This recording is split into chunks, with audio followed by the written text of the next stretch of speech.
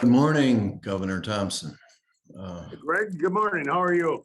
I'm very well. Could I ask you a question maybe to start? You're in a unique position as a former governor, federal cabinet secretary, and now as the president of a leading state university system. For the Midwest to continue Isn't that something? I'm shocked, that I'm here to be at this great university system. I've never expected to have the opportunity to serve my alma mater, and it's a real privilege. So thank you for saying that, Greg. Indeed. In the Midwest, particularly post-pandemic, where would you place the emphasis? What priorities would you identify? Oh, there's so many things that I would like to talk about today. But first thing we have to do is we have to increase the vaccinations on our campuses and in our state. We got to defeat this insidious virus. I'm putting my public health hat on from my days as Secretary of Health. That's number one. We got to convince people that the vaccinations are safe, secure, and that we need this to defeat this terrible virus. It's still slowing us down. Secondly, what we have to do is we have to realize that we have to improve our educational system. We have to get our educational system adapted to the student. I've been telling people, for so long, education was set up for the professors and for the institutions and for the state. We have to realize who the number one customer is. That's the student. We have to make sure that our education system is set up and it's going to be compatible with what the student needs and be able to get them ready. Third, we got to take a look at how we're going to be able to really, coordinate and be able to match up the education system for the needs of society. We still have a real problem with making sure that education is really there for the good of society and is doing the teaching and the education necessary for what society needs. Four, we need to match up the jobs better, and we need to match up our educational system better. Five, we have to have a coordinated system from education, business, and politics all together. We've been too siloed. We've been too, political. We have been too parochial. And we got to start taking a look at what we're doing today. This is a region. Let's take a look at how we're going to be able to serve the region best, educationally, politically, economically, as well as tourism. All of these things together are problems that we have to continue to address, continue to master, and continue to improve upon. Well said. Is that enough? That's more than enough. Let me go a little deeper on one of the things that you mentioned. Okay, fine. At a recent conference, a speaker opined that the cumulative academic talent and brain power in the Midwest was at least on a par with Silicon Valley or Boston, to name a couple regions. How do we create a closer relationship between regional educational institutions and then, as you also noted in your opening remarks, the broader business community? How can we make those partnerships across state lines? Right. All that you mentioned is true, but the triangle in North Carolina, the Boston in Massachusetts, the Silicon Valley in California, they're state-centric. What we have and what the individual opined about Northwestern Indiana, Northern Illinois, and Southeastern Wisconsin, that's a region. And we have been too parochial. We haven't taken a look at the strength that we could have by really coming together and coordinating our efforts. Set up an economic development region of those particular communities, particular region, and meld it into one. Can you imagine the strength that would be with Chicago and Kenosha, Milwaukee and Madison and Indianapolis? What a powerhouse. But we have to get over our parochialism and say, this could be a tremendous economic boon in a region to develop what is necessary for the future. We can attract businesses, we can attract talent, we can attract customers, and we can improve our education system. All of this together needs to be done, but it takes leadership, and that's what's so wrong. Leadership stops at the state line. What we need to do is say, this is a region. It's a viable, vibrant region that we could really, help to explore, develop, create, and make possible. Indeed, and a person that both of us admire, Julia Taylor, who's listening in, is organizing something, Governor, that involves the next generation. There's I believe I have it right. Julia will correct me by the chat box if I don't. Something called the Doan Society in Milwaukee, which takes 30 and 40-year-olds, and we're going to organize them from South Bend to Chicago to Madison and collaborate so that emergent leaders start talking to one another. And that's in the business realm, because you're right, it's hidebound politically. It is. Please continue. No, great. You're right. And Julie Taylor, if she's listening in, hi, Julie, I love you dearly, as you know, and thank you for your leadership in economic development. But we have so much talent, and the talent stops at the state line or the city boundaries. And I want to be able to expand that. We're a global society, an international society, and we got this region that has got so much vibrance, so many assets. And let's start using those assets for the collective good of society, but also for the economic expansion that is capable. We have the need of more students. We have need of more teachers.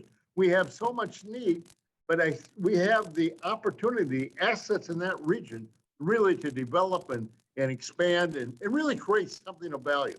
We could dominate. We can make the triangle, the Silicon Valley, the Boston axis, second rate compared to what we have. If you took a look at it, we have more schools, more education, more businesses in our region than they do. The only difference is they're state-centric, would be region-centric and student-centric.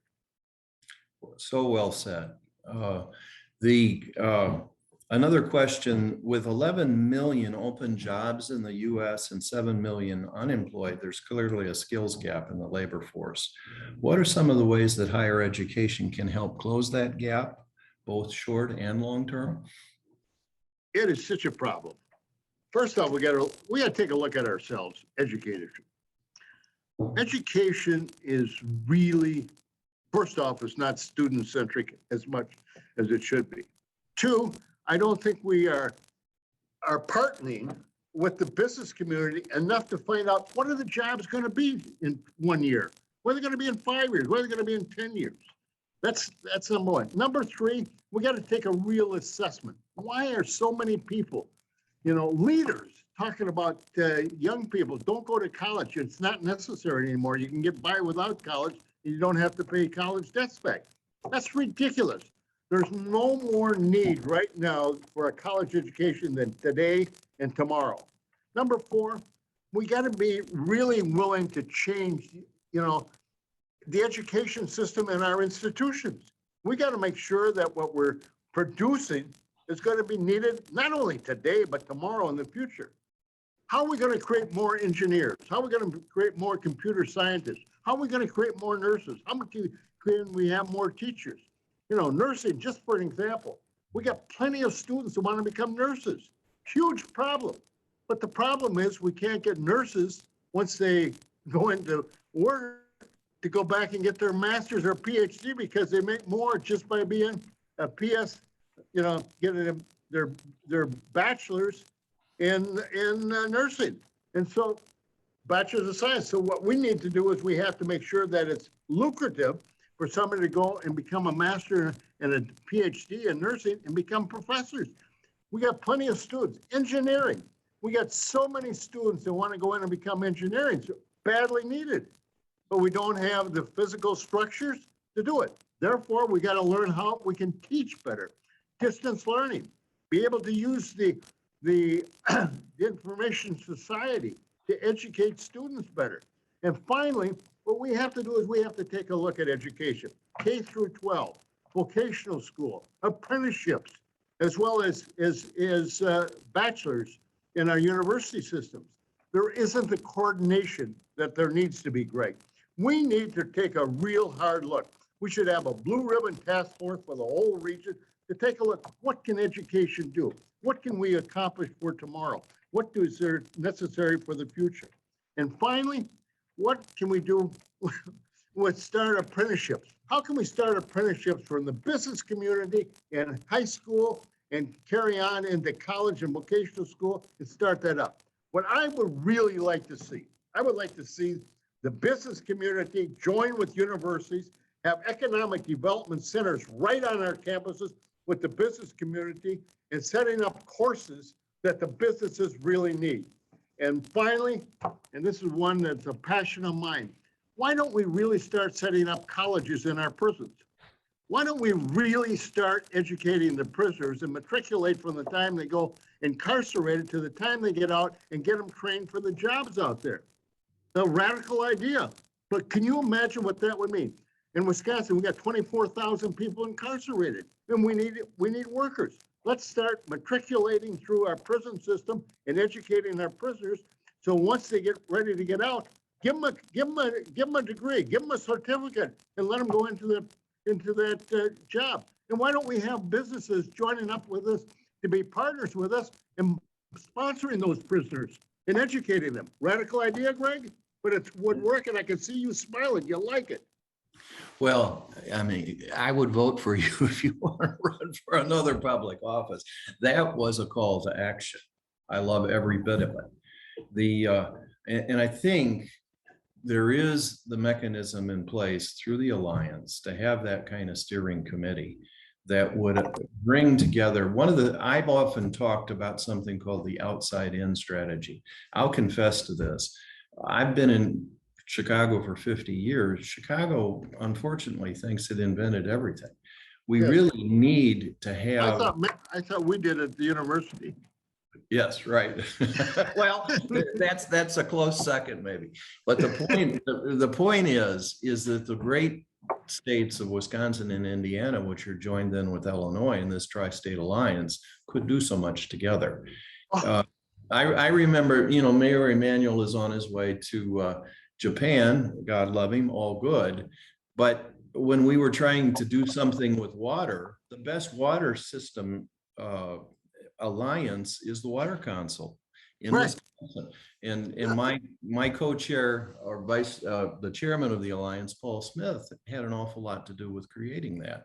And so if we can take skills wherever they lie, where the expertise is, and then draw it together, and to your point, use technology to co-join that, the future could indeed be bright. There's a topic, if I could, that you could close out on to some degree, and that is transportation. We're talking about communication, but if we had more robust transit and interstate train links in our region, that would be huge. And the hard infrastructure bill has passed the Senate 69-30. It will become law. I've read it, all 2,200 pages of it. It has amazing enabling in it. A key to it is, frankly, working across state lines. How might we do that? Well, it's a subject that's near and dear to me, Greg, as you can well imagine. I can't imagine, though, anybody with your talent would sit down and read 2,200 pages of that gooberty. Happens to you when you become a senior consul. You must have had insomnia the night that you started reading that, my friend, and put you to sleep. But thank you. That's true. But you probably don't know this of me, but I grew up in a railroad community in Elroy, Wisconsin. I used to ride the rails when I was a teenager out of Elroy on trains. I jumped on them. So I've been a railroad buff, and I was on the Amtrak, and I also was the chairman of Amtrak. You probably didn't know that. And I did not. Thank you for sharing. And I was the one that expanded when I was the chairman of Amtrak, expanded the rail service from Chicago to Milwaukee on the Hiawatha and so on, and the high speeds. And we should have high-speed trains from Indianapolis through Chicago, Milwaukee, up through Madison, without a doubt. And we need to do it. It's badly needed. The number of traffic and the number of vehicles on the road and everything like this, it would be so much nicer, to be able to get on a high-speed train and go from Indianapolis to Milwaukee to Madison through Chicago. We would be able to get more people employed. We'd be able to get transportation. We would lessen the congestion on our highways, and it would be safe and delightful, and it would be accommodated and an economic boost to the area. So well said. And there is something that the Alliance will be working on in ensuing months and years, and that's a tech and transit corridor that would go from South Bend into downtown Chicago. And I have heard rumor that Hiawatha wants to go from 8 to 32 trains. Yeah. And so but you could go up through Kenosha and Racine. My Lord, there's just so much possibilities doing that, Greg. So thank you for bringing it up. I really appreciate being on your program, and thank you for voting for me, even though you're in Chicago and you can't vote for me in Wisconsin. But thank you for endorsing me. I can't do that. I've been asking the questions, and we still have some time left. Is there a subject that I haven't brought up that you think the audience might want to hear?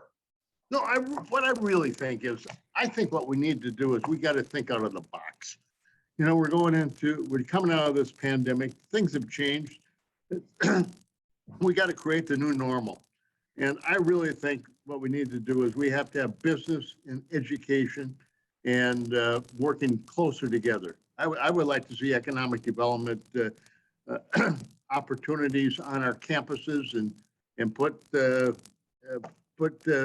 something like manpower on our campuses, start recruiting and being able to match up, you know, the needs out there. We got 11,000 jobs available, 7,000 people unemployed. What we need to do is we need to be able to create a better opportunity, matriculate through college, through vocational school, and be able to get into the job force better. We also have, you know, a school like Stout, a polytechnical school up in Menominee. They placed 98.6%, the highest of any university in the country. 98.6% of their graduates go into jobs right after graduation, into jobs that they're trained for and educated for. That's the kind of polytechnical operation that we should be able to put in on every state and every opportunity, and be able to really get education suited for the student for tomorrow. And we have to have better coordination, better involvement, and we got to be able to be radical in our thinking and be able to redo it. I think the pandemic gives us the opportunity to think out of the box, Greg, and be able to think, you know, like my idea on matriculating prisoners, like setting up job services on our campuses, be able to really think out of the box and start an apprenticeship program that's going to be plentiful throughout the whole region for the jobs out there. All of these things could be, but many, many more. I probably used up my time, but I really thank you for having me on your program. Give me an opportunity to talk about education and business, two subjects I truly love, and transportation.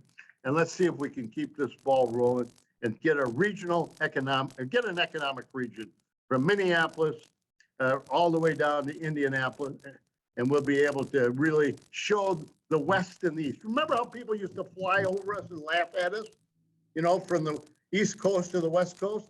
You know, we have the power right here. If we stand up and take credit and take opportunity, we could be the center of the economic development and have all those people from Boston and San Francisco and North Carolina flock to Chicago and Milwaukee and Madison all the way up. That's what we need to do, my friend. Thank you so much. That is truly a call to action. Back to you, Mark. Very good. Well, thank you very much, Governor, President, Secretary, gentlemen with more titles than anyone I've ever met.